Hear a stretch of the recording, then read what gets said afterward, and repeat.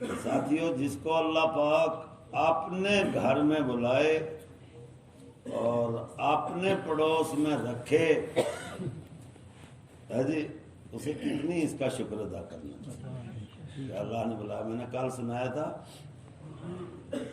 ہمارے یہاں آج سے کوئی 45 سال پہلے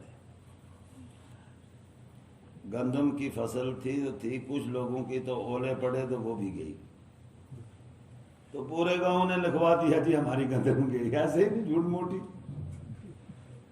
وہ جن کے نہیں تھی کبھی بھی انہوں نے بھی لکھوا دیا۔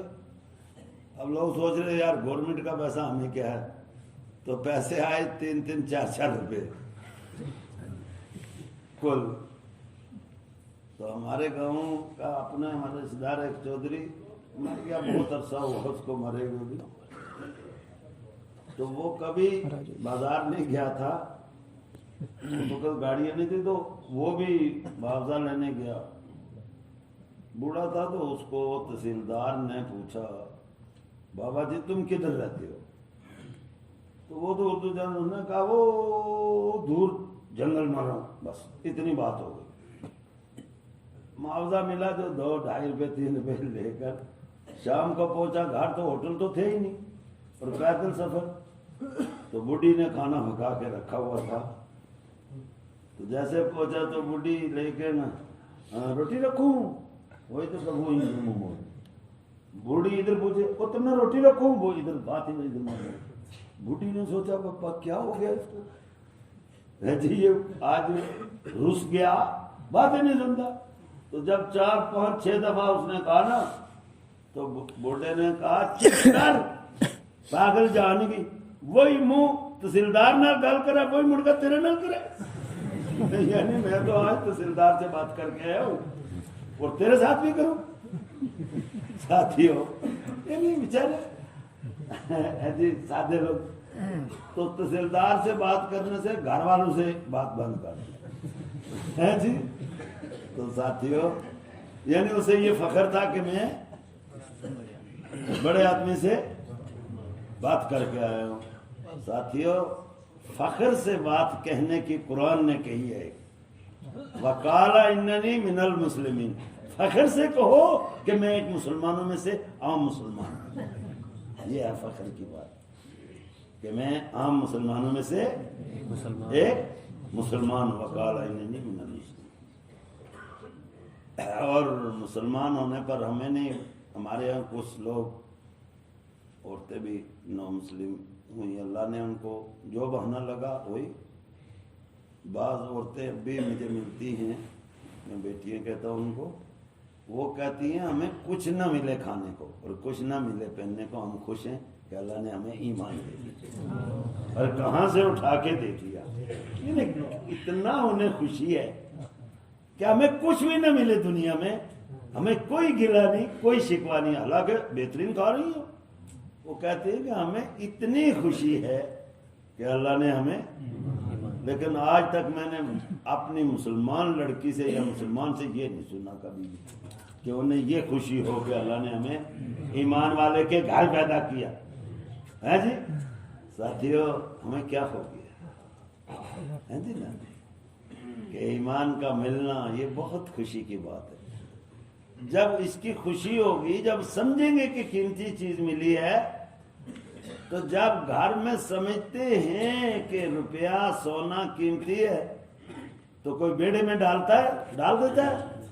ارے باہر کوئی ڈالے گا چاندی کو، سونے کو ہے جی؟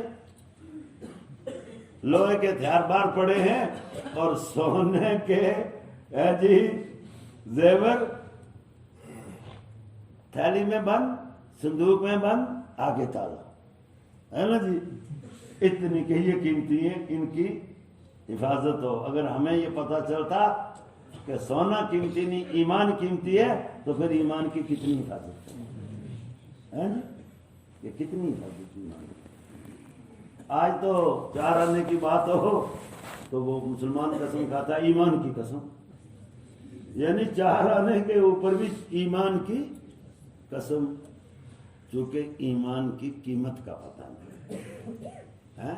حالانکہ حضرت رسول کریم صلی اللہ علیہ وسلم نے سمجھایا کہ ایمان اتنی قیمتی چیز ہے کہ جب تک اس پوری دنیا پر ایک آدمی، پوری دنیا پر ایک عورت مرد ایمان والا ہوگا، تب بھی اللہ اس ایک کی وجہ سے ساری دنیا کے نظام کو قائم رکھے گا، اور جب ایک بھی نہیں ہوگا تو سارے نظام کو اللہ تباہ کر دے گا۔ کتنی اللہ کے ہاں کیا قیمت ہے ایمان کی، جی ہاں۔ یہ سن کر ہمارے بعض لوگ سادے ہیں نا، بڑے سادے لوگ ہیں ہمارے، وہ کہتے ہیں تو پھر تو قیامت کبھی نہیں آئے گی۔ ماں کیوں؟ کہتے دعوت کی محنت چل رہی، مدارس کی محنت چل رہی، خانقاہ کی محنت چل رہی، تو ایمان تو ختم ہوگا نہیں، لہذا قیامت نہیں آئے گی۔ میں نے کہا نہ فکر نہ کرو، ایسے نکل جائے گا کہ حضور اکرم صلی اللہ علیہ وسلم نے فرمایا کہ ایسا دور آئے گا کہ صبح تو ہوگی ایمان کی حالت میں، اور شام آئے گی کفر کی حالت میں، اور شام تو ہوگی ایمان کی حالت میں اور صبح ہوگی۔ بعض دفعہ میں بھی سوچتا تھا کہ یہ ہوگا کیسے کہ ساری، پھر ایک دفعہ ایک حدیث کے مفہوم میں پڑھا کہ ملک شام سے ایک ہوا چلے گی، وہ ہوا لگے گی صرف مومنوں کو، اور وہ ہوا چلے گی پوری دنیا میں، اور وہ ہوا لگے گی تو اس ہوا کے لگنے سے دانہ نکلے گا یا یہاں یا یہاں، تو بس دانہ نکلا مرتے جائیں گے۔ حدیث میں آیا کہ اس ہوا سے ڈر کے لوگ غاروں میں چھپیں گے جا کر کہ ہمیں نہ لگے، لیکن وہ ہوا غاروں میں بھی ایمان والوں کو جا کے لگے گی، بس بات ہی ختم ہوگی۔ تو ساتھ وہ تو ہے جرنل مسئلہ، ایمان کا پتہ تو خاتمہ ہو جائے پھر تو ایمان کی کوئی ایک سبحان اللہ نہیں کہہ سکتا نا انسان، کہے گا۔ اور آج موقع ہے نا اس وقت کہ ایک سبحان اللہ کہنے پر کیسا درخت اس کی جنت میں لگتا ہے، ایک سبحان اللہ کہنے پر اللہ کتنا اجر دیتا ہے۔ تو ہمارے پاس ٹائم تو ہے لیکن سبحان اللہ نہیں ہے جی۔ تو مرنے کے بعد تو یہ انسان کہے گا اے اللہ تھوڑا سا وقت دے دے، اب کبھی ڈھیل نہیں کروں گا، تو ملے گا پھر نہیں۔ یہ ساتھیوں، یہ محنت جو دعوت کی ہے یہ اپنے آپ کو بیدار کرنے، اپنے آپ کو جاگنے کی، اپنے آپ، دوسرے کی محنت بعد میں ہے، پہلے اپنے آپ کو جگانا۔ اور جگائے وہ جو سمجھے کہ میں سویا ہوا ہوں۔ آج تو ہمیں ایسی آنکھیں مل گئی ہیں، آنکھیں نہیں، یہ ٹٹانو ہے، ٹٹانو آنکھیں ہوتی تو صحیح دیکھتے نا، ہیں جی۔ آج ہمیں اپنے اندر کسی کو عیب نظر ہی نہیں آ رہا، اور باقی سب میں عیب نظر آ رہا ہے جی۔ ہر آدمی میں ہمیں عیب نظر آ رہے، لیکن اپنے اندر کوئی۔ تو دوسرے کے اندر عیب نظر آنے سے ہمیں نفع کے بجائے نقصان ہے کہ جس کا بھی عیب نظر آیا تو ہم اس کو اپنے سے گھٹیا سمجھیں گے، ہے نا جی۔ اور اللہ کو بتا کہ گھٹیا کون ہے، تو ہے یا وہ ہے جی۔ کہ بعض حدیث پاک کے مفہوم میں بعض لوگ اتنے گناہ کریں گے، اتنے کہ خود حضور صلی اللہ علیہ وسلم فرما رہے ہیں کہ اس آدمی کے اور جہنم کے درمیان صرف ایک بالشت کا فیصلہ ہے جی۔ لیکن ایسا عمل وہ کرے گا کہ اللہ راضی ہو کر اس کی ہدایت اور جنت کا۔ اور فرمایا بعض لوگ اتنے اعمال صالحہ کریں گے کہ جنت کے اور اس آدمی کے درمیان صرف ایک بالشت کا فیصلہ رہ جائے گا، اور وہ ایسی غلطی کرے گا کہ اللہ اٹھا کے اسے جہنم میں ہے جی۔ تو یہ دوسروں کے بارے میں کہ اپنے بارے میں خوف کہ میرا ایسا نہ ہو، ہے جی۔ صحابہ کے اندر کتنا خوف، کتنا فکر۔ آپ نے سنا کہ بیل ہے جی چھاؤں میں بیٹھا ہوا اور چگالی کر رہا تھا، تو کیا کہا ابو بکر نے کہ اے بیل تم مجھ سے اچھا، کھاتا ہے، چھاؤں بیٹھتا ہے، چغالیاں کرتا ہے اور تیرے سے حساب نہیں ہوگا، ہائے میرے سے تو حساب ہوگا، پتہ نہیں کیا ہوگا، کتنا ڈر ہے۔ اس لیے ساتھیو یہ محنت جو اللہ نے دی ہے، اس میں ایک بات یہ ہے کہ اپنے لیے بہت ہی ڈر پیدا ہو جائے، ہاں یہ تو ہو کہ میں اللہ کا بندہ ہوں، جناب محمد رسول اللہ صلی اللہ علیہ وسلم کا امتی ہوں، ضرور میرا اللہ جس نے مجھے ایمان دیا میرا اللہ میرا بیڑا پار کرے گا، لیکن ڈر یہ ہو ہر آدمی کو کہ نہ جانا میرے سے کون سی غلطی ہو اور میری پکڑ۔ یہ ساتھی یہ مجلسیں جو لگتی ہیں جی، ان مجلسوں کا صرف یہی مدعا ہے کہ جو غم حضرت رسول اکرم صلی اللہ علیہ وسلم کے اندر تھا، اس غم کا کچھ حصہ امت کو کچھ معمولی حصہ مل جائے۔ اگر معمولی حصہ بھی اس غم کا ہمارے اندر آ جائے تو اس معمولی حصے کی وجہ سے اللہ ہم سب کو دنیا کے سارے غموں سے فارغ کر دے اور اس غم کی لاج رکھے جو حضور اکرم صلی اللہ علیہ وسلم۔ اور آپ صلی اللہ علیہ وسلم کو جب پوچھا گیا یا رسول اللہ صلی اللہ علیہ وسلم آپ جو زیادہ روتے ہو تو ان مومنوں کے لیے روتے ہو یا مشرکین کے لیے؟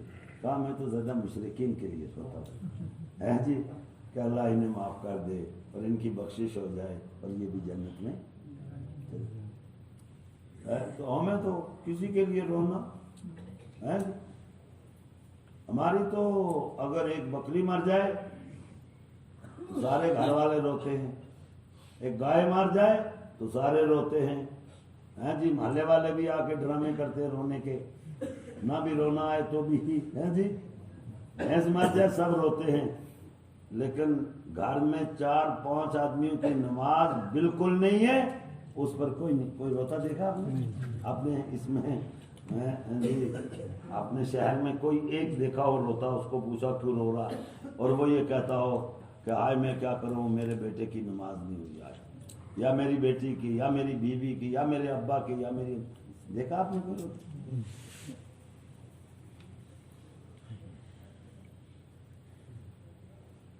امتحان آتے ہیں میٹرک کے، 11 کے جی، ایم اے کے، ایف اے کے، کوئی بھی، تو ایک بیٹا بیٹی جس کے گھر امتحان دے رہا ہے اس کے ماں باپ اگر جماعت والا کوئی ملے اسے کہتے ہیں، مولوی ملے اسے کہتے ہیں، نیک ملے اسے کہتے ہیں دعا کرنا میری بیٹی پاس ہو جائے ہے جی، نہیں سمجھو؟ لیکن آج تک کسی نے یہ نہیں کہا کہ دعا کرنا کہ میری بیٹی دیندار بن جائے۔ ایک بیٹا حفظ کر رہا ہے اور ایک انگلش پڑھ رہا ہے، انگلش بھی پڑھنا کو منع نہیں میں کہہ رہا ہوں، کبھی بعد میں کوئی اور پروپیگنڈا بنے، لیکن قرآن پڑھنے والے کے لیے آج تک کسی ماں باپ نے یہ نہیں کہا کہ دعا کرنا یہ میرا بچہ حافظ بن جائے، اور اس انگلش والے کے لیے سارے ہی کہتے ہیں جی۔ اور امتحان قریب آئے، ان پڑھ ماں 0/0، میں کہتا ہوں ڈھڈو مار کا ڈھڈو، وہ بھی اپنے بچے بچی کو رات سونے نہیں دیتی، کہتی ہے کتاب دیکھو پرسوں امتحان ہے،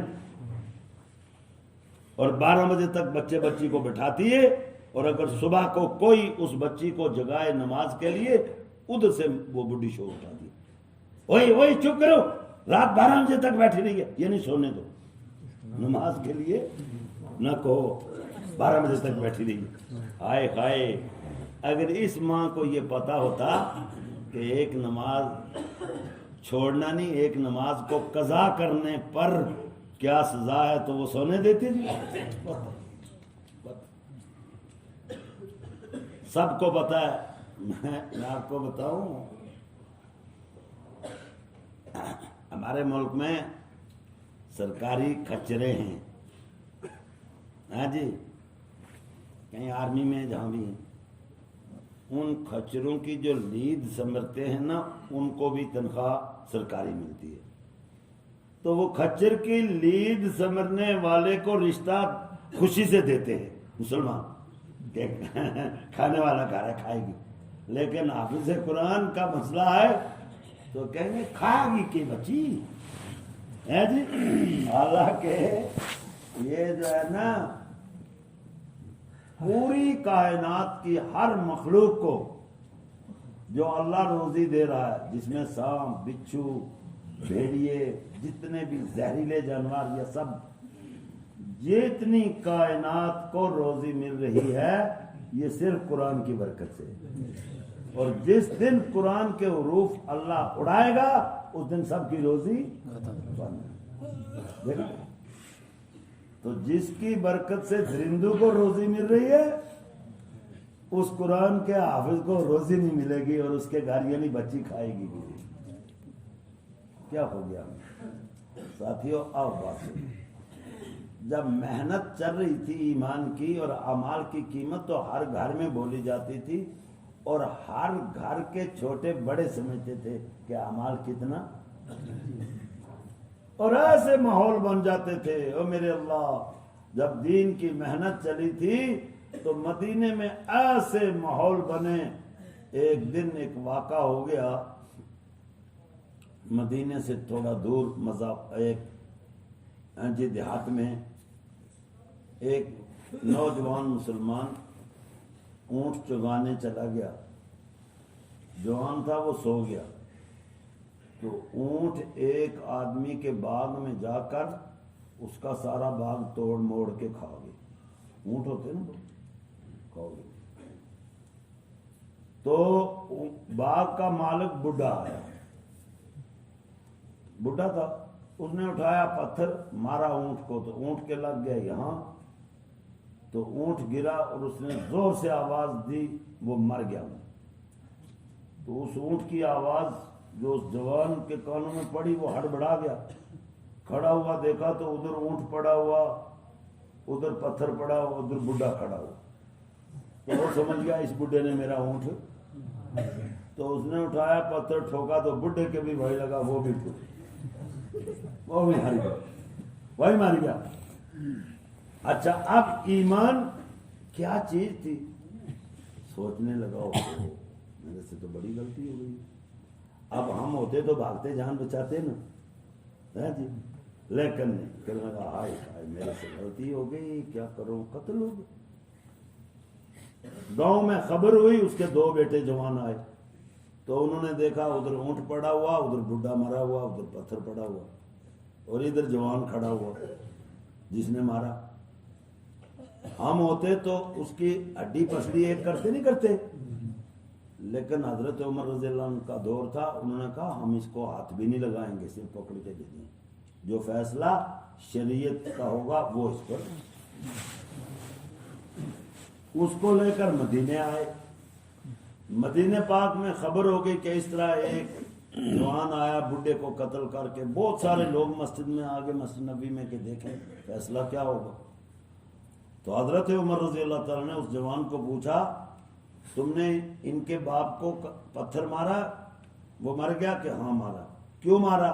کہ جی اس نے میرا اونٹ مارا تھا، مر گیا تھا، میں نے اس کو مارا، وہ مارا۔ تو کہا اونٹ کا تو کچھ ہو سکتا تھا، لیکن اب کہ لگا جی اب آ گیا ہوں، اسی لیے آیا ہوں کہ جو شریعت کا قانون ہے وہ میرے اوپر لاگو ہو جائے، چونکہ دنیا میں سزا بھگت لو، آخرت سے بات کرنا آئی۔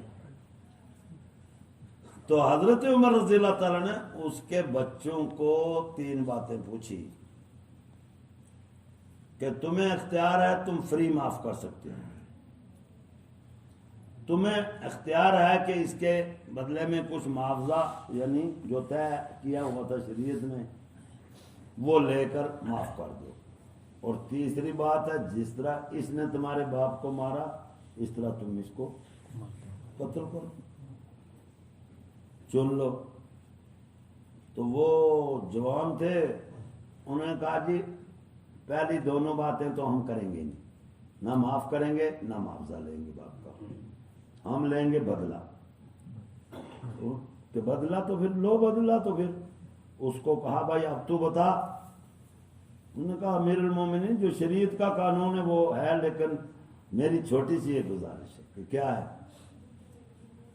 کہ میں جب گھر سے اونٹ چگانے چلا تو میرے گھر میں صرف ایک میری ماں ہے اور کوئی نہیں. تو میں نے ماں سے تھوڑا ہی پوچھا تھا کہ میں آج ایسا ہو جائے تو مجھے اتنی اجازت ہو کہ میں اپنی ماں کو مل کر آ جاؤں. ہاں جی اچھا، اب اس کا جو جگہ ہے وہاں سے آگے بارڈر قریب ہے عیسائیوں کا، یعنی ادھر ہو جاؤ تو کوئی پوچھ ہی نہیں سکتا.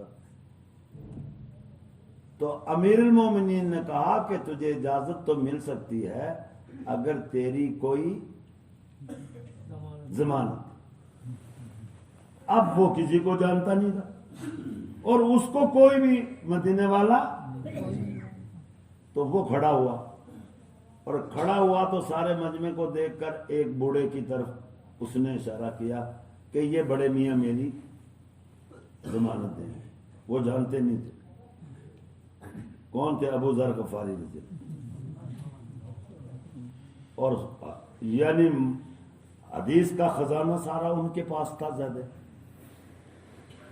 تو وہ کھڑے ہو گئے، حالانکہ جانتے، کھڑے ہو گئے، کہنے لگے امیر المومنین میں اس کی ضمانت ہو گئی. ضمانت وہ چلا گیا.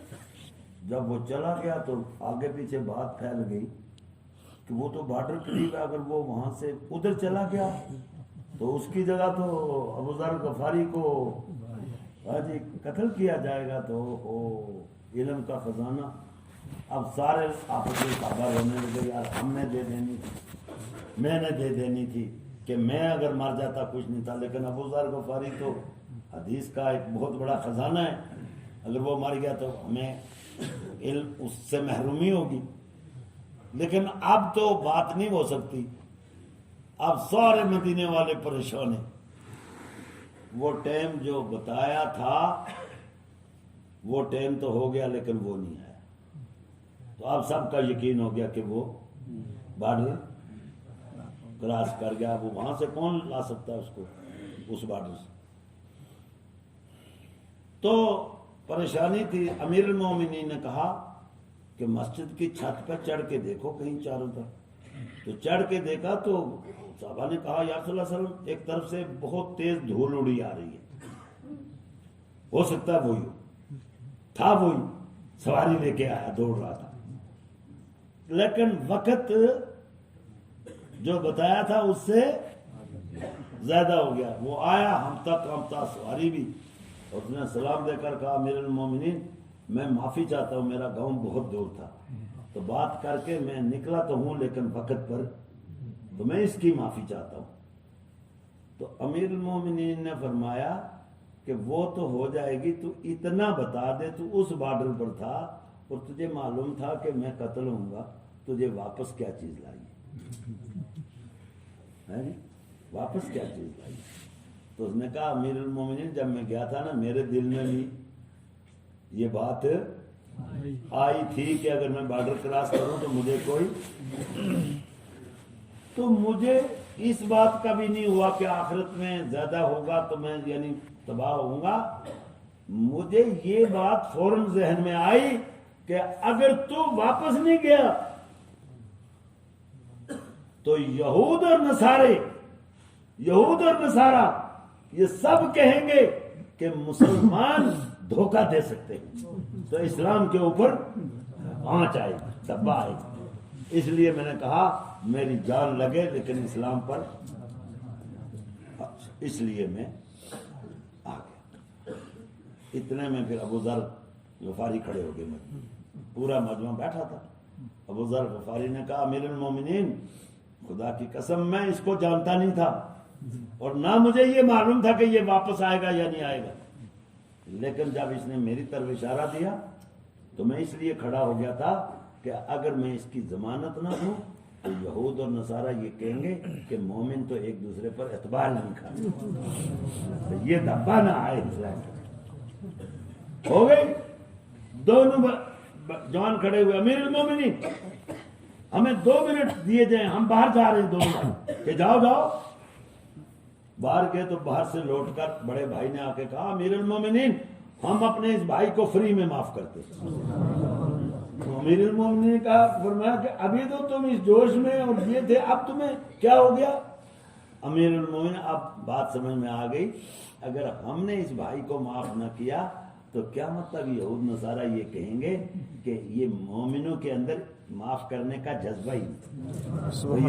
تو یہ ماحول بنتا ہے تو دیکھو ایسے فیصلے، ایک بادشاہ مسلمان، دوسرا بادشاہ مسلمان، وہ دوسرا تھوڑا طاقت میں تھا، اس نے سوچا یہ اس کا علاقہ بھی میں ہڑپ کر لوں، وہ فوج چڑھا دی۔ اب اگلے والے کو پتہ چل گیا کہ فوج اور ہیں دونوں مسلمان، تو انہوں نے کہا یار میں زمین کے لیے لڑائی لڑوں اور ان کو ماروں اور اپنوں کو مرواؤں تو کیا چاٹوں گا میں؟ تو انہوں نے کہا ہم لڑتے ہی نہیں بھائی، جگہ تیرا ہی، یعنی سلنڈر کیا ہم نہیں لڑتے۔ تو اس نے کیا کیا آنے والے بادشاہ نے کہ اس بادشاہ کو لجا کے آپ نے جہاں پہلے تھا وہاں جیل میں ڈال دیا کہ یہ کوئی بعد میں ہاں جی بغاوت نہ کر لے، جیل میں ڈال دیا، چلو بات کرو۔ اب وہ علاقہ بھی اس کے اندر آ گیا، یہ ہو گیا نا دونوں کا مالک۔ 1-2 سال گزرے نہیں تھے کہ اس جہاں سے اس کو لا کے ڈالا تھا اس کے علاقے میں ایک زمیندار نے دوسرے کو زمین بیچی، خریدی زمین۔ جس نے زمین خریدی وہ اپنی زمین جو خریدی اس میں کنواں نکالنے لگا پانی کے لیے، تھوڑا کھودا تھا تو اندر سے خزانہ سونا، ہاں جی، یعنی وہ ایک ایسے برتن میں خزانہ رکھا ہوا تھا، بڑے برتن میں سونے کی اشرفی، وہ مل گئی۔ ہم ہوتے تو کتنے خوش ہوتے، اعظم من فضل ربی کہ خریدی مٹی اور بن گیا سونا، ہے جی۔ تو لیکن ہائے ہائے جب ایمانی ماحول ہوتا ہے تو انہوں نے دیکھا بس پھر بد کی، چادر میں وہ اتنا وزن باندھ کے اٹھا دیا اور اٹھا کے جس سے زمین خریدی اس کے گھر پہنچ گئے کہ یہ تو اس کا ہے، میں دیکھوں کیوں، میں کیوں گنوں، میرا ہے ہی نہیں۔ وہاں پہنچا، سلام دیا، بٹھایا، اس نے بیٹھو جی آج کیسے آنا ہوا؟ کہ آنا یہ ہوا جی وہ جو زمین تم سے لی تھی نا، میں کنواں کھودنے لگا تو وہاں سے سونے کی اشرفیہ خزانہ ملا ہے تو میں لایا ہوں۔ انہوں نے کہا ہوش سے بات کر، میں نے زمین بیچی، پتھر بیچے، جو بک گیا میرا ہے نہیں تیرا ہے، میں نہیں لوں گا۔ کہتے دونوں میں اتنا تکرار ہو گیا کہ ایک دوسرے کو دونوں ظالم کہنے لگے کہ تو ظالم ہے مجھے دیتا ہے، وہ کہتا ہے تو ظالم ہے لیتا نہیں، دونوں میں تکرار ہو گیا۔ ایک کہہ رہا تیرا، ایک کہہ رہا، یہ دیکھو کس کو کہتے ہیں ایمان۔ پھر ایک نے کہا یار جھگڑنے کی ضرورت نہیں، یہ جو بادشاہ نیا بنا تھا نا اس کے پاس چلیں، جو فیصلہ وہ کرے گا ہم دونوں مان لیں۔ انہوں نے کہا ٹھیک ہے۔ تو جس نے زمین خریدی اس نے جا کے نا پہلے بات رکھی بادشاہ کے سامنے، میں نے اس سے زمین خریدی ہے، ہاں جی مٹی، اس کی زمین میں کنواں کھودنے لگا، وہ میری ہو گئی تھی، وہاں سے سونا ملا ہے، اشرفیاں بہت ساری ہیں، میں لایا ہوں، جناب یہ ظلم کرتا ہے، لے نہیں رہا ہے۔ پھر اس نے سنایا جناب میں نے جو کچھ تھا بیچ دیا، میرا ہوتا پہلے ملتا، اب یہ ظالم مجھے دے رہا میں لیتا ہوں۔ اس بادشاہ کے ہوش اڑ گئے، اس نے کہا کہ جس کو میں نے قید کیا یہ تو اس کی محنت ہے اور میں نے کس کو قید کیا ہے۔ لیکن اس نے آزمانے کے لیے کہا اچھا بھائی یہ فیصلہ میں نہیں کر سکتا، وہ تمہارا پہلے والا وہاں ہے جیل میں، جاؤ وہاں، وہ دیکھو کیا کرے گا۔ اب یہ دونوں اس کے پاس گئے، پہلے والے کے، وہ جیل میں ہے جی۔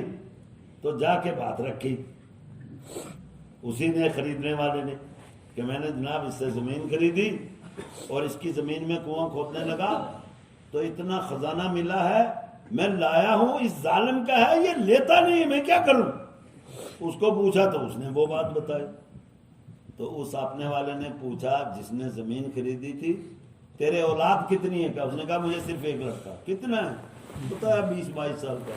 دوسرے کو پوچھا تیری اولاد کتنی؟ انہوں نے کہا مجھے ایک لڑکی ہے. انہوں نے کہا وہ کتنی ہے؟ 18-20 سال کی. اس کو پوچھا تو نے لڑکے کا کہیں نکاح کیا کہ نہیں؟ تو نے لڑکی کا کہ نہیں؟ انہوں نے کہا میرا فیصلہ یہ ہے کہ تو اپنی لڑکی اس کو دے اور کچھ مال جو ہے وہ لگاؤ، وہ جو دوسرے دن دعوت ولیمہ اس میں لگاؤ، اور جو مال بچ جائے وہ بچی کے حوالے کر دو. کیونکہ اس کو بیٹا ہے نہیں، باپ کی جائیداد کی وارث تو وہی ہے، وہی نا. فیصلہ اس نے کیا. اب جو دونوں نکلے تو خوش، ایسے خوش کے لگے. ایک کیس لے کر آئے تھے، دو فیصلے. تو ان کو خوش دیکھا تو اس بادشاہ نے بلایا، ادھر آؤ، کیا فیصلہ ہوا؟ تو انہوں نے سنایا، ایک نہیں ہوا 2 ہو گئے. دونوں سنائے کیسے ہوا. تو انہوں نے کہا تیسرا بھی سن لو. یہاں ایک کو بھیجا، جاؤ اس کو لے آؤ وہاں سے جیل سے. اس کو جا کے کہا آپ کو بادشاہ بلا رہا. آیا وہ تو آگے بادشاہ کھڑا ہو گیا، کہنے لگا مجھے اللہ معاف کرے تو معاف کر دے. تیرا علاقہ تو تیرا ہی ہے، میرا علاقہ ایک صوبہ بڑا وہ بھی تجھے دے رہا. تو ہی اس لائق ہے کہ انسانوں کی حکومت کرے کہ نظام. ساتھیو، آج نظام چلانے کے لیے ہم تعلیم نہیں سیکھ رہے. کس کے لیے سیکھ رہے؟ بتا نا. نوکری کے لیے کہ للڑو پنجڑو کی ہے جی، للڑو پنجڑو کی نوکری مل جائے، جو وقت پر نماز پڑھنے پر بھی رکاوٹ لگائے. لیکن اور پہلے قرآن جو آیا تھا، قرآن جو پڑھتے تھے وہ نظام ایک تو قرآن کا پڑھنا، دوسرا نظام چلانا، کہ قرآن میں سارا نظام، اور جو نظام قرآن کے مطابق چلے گا ہے جی. بولو ہے جی. بھائی قرآن کا نظام کیا ہے؟ محمد الرسول اللہ صلی اللہ علیہ وسلم. تو جب بادشاہوں میں یہ نظام آیا تو پھر پتہ ہے خلیفہ عمر بن عبدالعزیز رحمۃ اللہ علیہ بادشاہ وقت ہیں، لیکن شیر اور بکری اکٹھے چشمے پر پانی پی رہے ہیں. اور ایک دن ایک بکروال، ہاں جی، مجھے نہ سمجھنا کہ یہی بکروال ہے تو اس لیے کہہ رہا ہے، میرا پیشہ بکری تھا. ہاں جی، آج تو نہیں ہے، لیکن تو ایک بکروال پانی پلانے جو بکریوں کو لے گیا چشمے پر، آگے شیر پانی پی رہا تھا. تو بکریاں جب پہنچی تو شیر نے ایک بکری کی طرف ہاتھ اٹھایا. بکری کو لگا نہیں، صرف ہاتھ اٹھایا. اس پر وہ چرواہا جو رونے لگا تو باقی چرواہے بہت کھڑے تھے کہ اس کی پی کر فارغ ہوں، ہم پلائیں. تو انہوں نے کہا یا تو پاگل بیوقوف تو نہیں ہے، تیری بکری کو تو شیر کا ہاتھ بھی نہیں لگا اور تو اتنا چلا رہا رو رہا. انہوں نے کہا میں پاگل نہیں، پاگل تو ہے، میری ساری بکریاں مر جائیں تب بھی نہیں رہوں گا. انہوں نے کہا پھر تو کیوں رو رہا ہے؟ انہوں نے کہا اس لیے رو رہا ہوں، یہ شیر نے جو میری بکری کی طرف ہاتھ اٹھایا ہے اس کا مطلب یہ ہے کہ ہمارے ملک کا بادشاہ مر گیا. حالانکہ اس کو دیکھا اس نے نہیں تھا. دیکھا جب نظام والا آئے تو مرا کہاں ہے اور رو کہاں رہا ہے جی. پہاڑوں پر ویرانے میں وہ بکری والا بس رو رہا ہے. اتنے میں ایک قافلہ آیا، اسی وقت وہ راستہ تھا. تو اس نے قافلے والوں کو پوچھا کہاں جا رہے ہو؟ تو انہوں نے بتایا ہم بادشاہ سے ملنے جا رہے ہیں. انہوں نے کہا کس بادشاہ سے؟ اس کا انتقال ہو گیا. حالانکہ کوئی خبر، کوئی ریڈیو، کوئی اس وقت تھا ہی نہیں، کچھ بھی موبائل شبائل کچھ نہیں تھا. اور وہ کہاں ہے جی؟ اور خبر کیا؟ انہوں نے کہا کیوں جا رہے ہو؟ اس کا انتقال ہو گیا. ہاں جی. اور خبر کیا تھی کہ شیر نے بکری کی طرف ہاتھ جو اٹھایا، اس کا مطلب ہمارے ملک کا. اب بتاؤ جس بکروال نے اس کو وہ چیخے مار مار کے رو رہا تھا تو جو اس کی صحبت میں رہنے والے ہوں گے وہ کتنا روتے ہوں گے. ہاں جی، نہیں سمجھے ہو؟ تو آج اگر کسی ملک کا بادشاہ مرے تو اس دن ہوتی ہے چھٹی اور لوگ کہتے ہیں شکر اللہ کو منہ سختی ہے جی, دعا کرتے یا اللہ کل ایک اور مرے ہے جی کہ چھٹ نہیں ہے جی. دیکھو جب دین چھوٹتا ہے تو پھر ہے جی موتوں پر خوش ہوتے ہیں کہ شکر ہے مرے ہوئے ہیں, چھٹی ہوئی ہے, او سختی مری تو چھٹی ہوئی, یا خدا کل وزیر ایک بھی اور مرے, ایک چھٹی اور ہو. اور خدا کی قسم دین زندگی میں لاؤ, نظام اللہ عطا فرمائے گا, اور نظام والا جب دنیا سے مرے گا اس کو اگر کسی نے دیکھا ہو یا نہ دیکھا ہو, ہر آدمی پچھتائے گا اور روئے گا. اور اس کے لیے ہمارے پونچھ میں ڈی سی شہید خان, پتہ نہیں جانتے ہوں گے, بڑا اچھا آدمی تھا شہید خان, بڑا دیندار. اس کا کہیں پونچھ سے تبادلہ ہو گیا, مجھے پتہ نہیں.